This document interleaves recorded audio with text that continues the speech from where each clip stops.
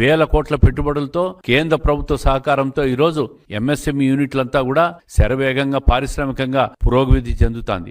ఏదైతే 2014-19 మధ్య Kia Motors తీసుకొచ్చామో అదే విధంగా ఈరోజు కడప జిల్లాలో కూడా ఎంఎస్ఎంఈ యూనిట్ల ద్వారా వేల కోట్ల పెట్టుబడులు వస్తూ ఉన్నాయి. ఉద్యోగ కల్పన జరగబోతా ఉంది, ఉపాధి జరగబోతా ఉంది.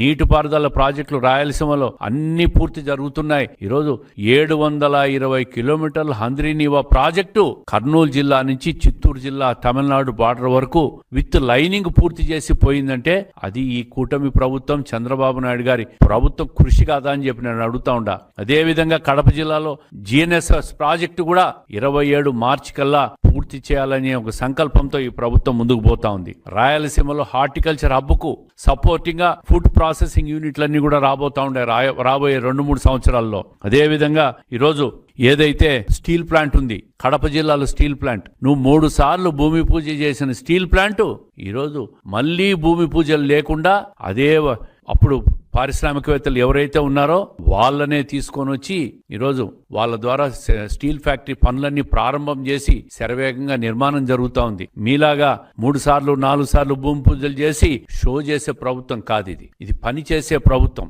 అందుకే ఈరోజు రాయలసీమ అన్ని రకాలుగా కూడా శరవేగంగా ముందుకు పోతా ఉంది.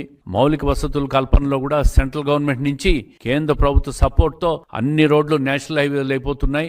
ఎయిర్పోర్ట్ ఆధునీకరణలు కూడా ముందుకు పోతున్నాయి. అన్ని రకాలుగా కూడా ఈరోజు రాయలసీమ ముందుకు పోతా ఉంది.